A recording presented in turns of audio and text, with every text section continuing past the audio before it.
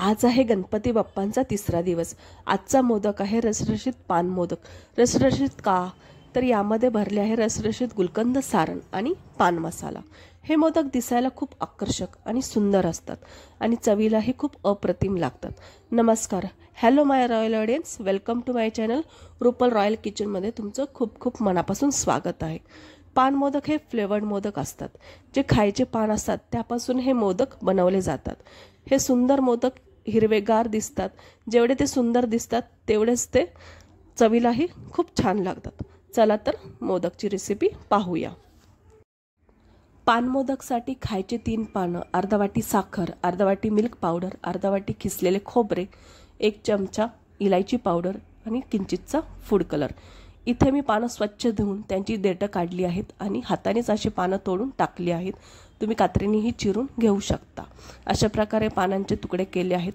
त्यामध्ये मी अर्धा वाटी साखर टाकली आहे, 1 चमचा इलायची पावडर टाकलं आहे आणि किंचितचा फूड कलर टाकलेला आहे।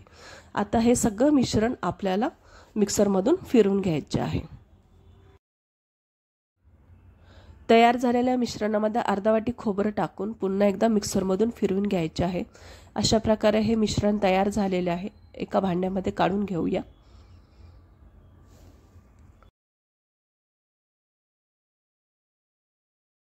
अर्धा वाटी मिल्क पावडर घालून मिश्रण व्यवस्थित मिक्स करून घ्यायचे, एकजीव करून घ्यायचे आहे। तुम्ही पाहू शकता या प्रकारे मिश्रण छान एकजीव झाले आहे। आता त्यामध्ये थेंब थेंब म्हणजे थोडंसं दूध टाकून छान मळून घेऊया। इथे एक टिप सांगते, दुधाचं प्रमाण हे कमीच वापरा आणि थोडंसंच वापरा, नाहीतर जास्त जर दूध झालं तर ते लिक्विड फॉर्ममध्ये जाईल, म्हणजेच पातळ होऊन जाईल आणि मोदक बनणार नाही। तर अशा प्रकारे छान व्यवस्थित गोळा मळून घ्यायचा थोडंसं दूध टाकून। तुम्ही पाहू शकता अशा प्रकारे गोळा तयार झालेला आहे। आता मोदक बनवून घेऊया। मोदकाच्या सारण्यासाठी गुलकंद, केशर आणि बडीशेप घेतलेली आहे। इथे मी साच्यांना तूप लावलेलं आहे। मिश्रणातला गोळा काढून तो छान व्यवस्थित आकारात दिला आहे त्याला साच्यांमध्ये आणि त्यामध्ये होल करून त्यामध्ये मी सारण भरलेलं आहे, गुलकंद, केशर आणि बडीशेप। दुसऱ्या बाजूने सुद्धा मिश्रणातला गोळा काढून त्यामध्ये छान व्यवस्थित आकार दिलेला आहे। त्या दोघांनाही कव्हर केलेला आहे वरून आणि मोदक तयार करून घेतलेला आहे। अशा प्रकारे सुंदर मोदक तयार होऊन जातात।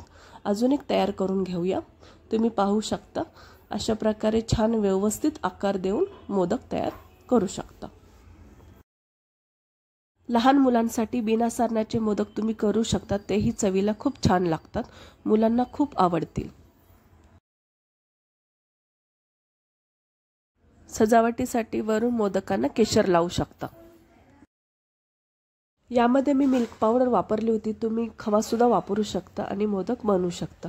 अशा प्रकारे हे सुंदर मोदक तयार होतात, सुबक आणि आकर्षक दिसतात आणि चवीलाही खूप छान लागतात। आणि no gas no flame recipe आहे। तुम्हाला जर माझी रेसिपी आवडली असेल तर प्लीज लाईक करा, सबस्क्राईब करा आणि शेअर करा। Thank you so much.